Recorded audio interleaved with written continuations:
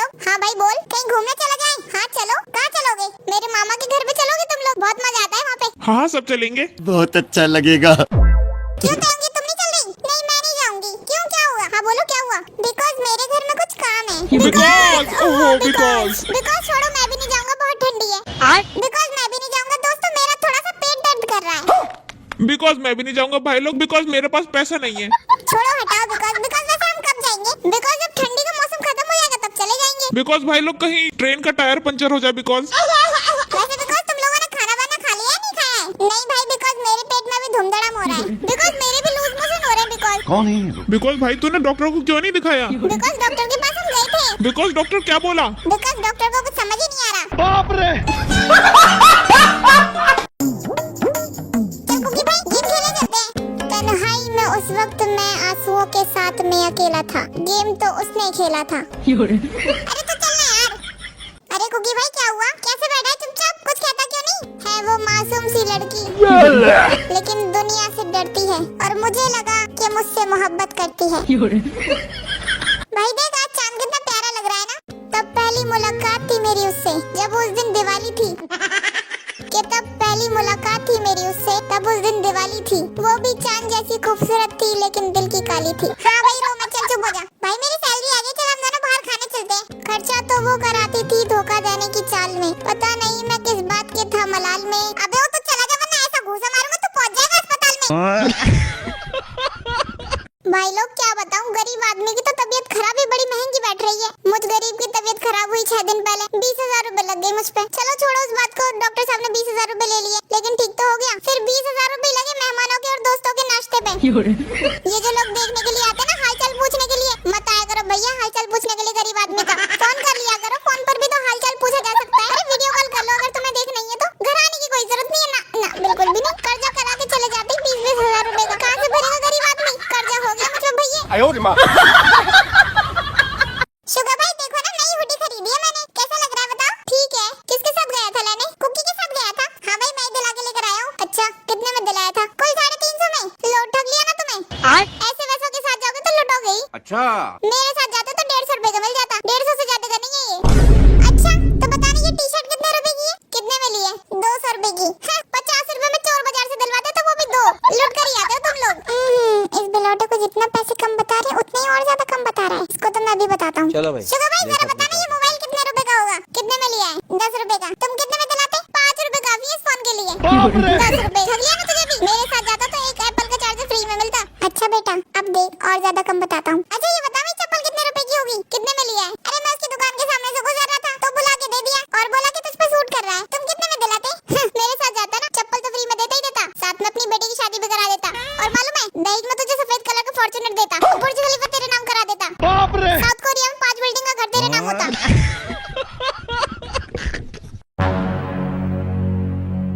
आजकल किस मियां बीवी में लड़ाई नहीं होती है। बात तो सही है। और तुम हो के सुबह से मुंह फुलाए बैठे हुए हो।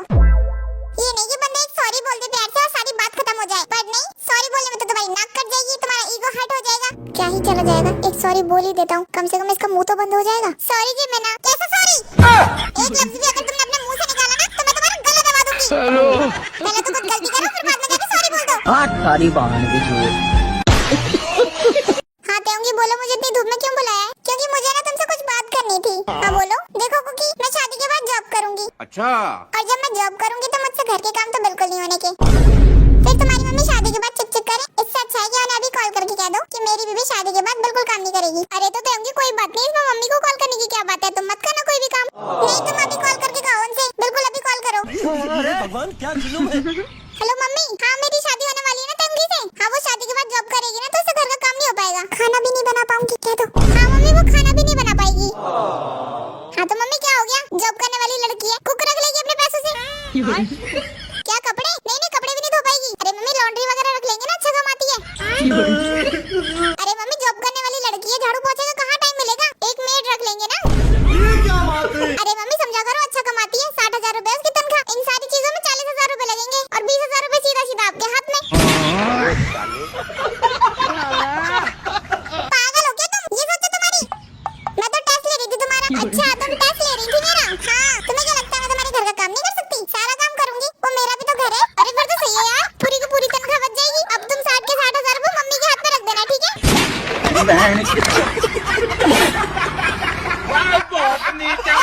ये काम दे रही है, इसको जल्दी करके दो मुझे। ठीक है दीदी। 2 + 2 5। क्या बोला? 5। 2 + 2 किसने बोला 5 है? चलिए दूसरा करके दिखा। 3 + 3 9। 3 + 3 9 तुझे किसने बताया? ऐसा चटक के चाटा मारूंगी ना, पूरा बाप दादा याद आ जाएगा तुझे। चलिए दूसरा करके दिखा। 1 + 1 वाला 11। अच्छा 1 + 1 11। एक बार बोलते तुझे समझ में नहीं आता, तेरे भेजे में कुछ घुसता नहीं है, मोटी बुद्धि। 1 + 1 11 होता है। चलिए दूसरा करके दिखा 4 + 4 वाला। अगर तूने ये गलत किया। 4 + 4 12।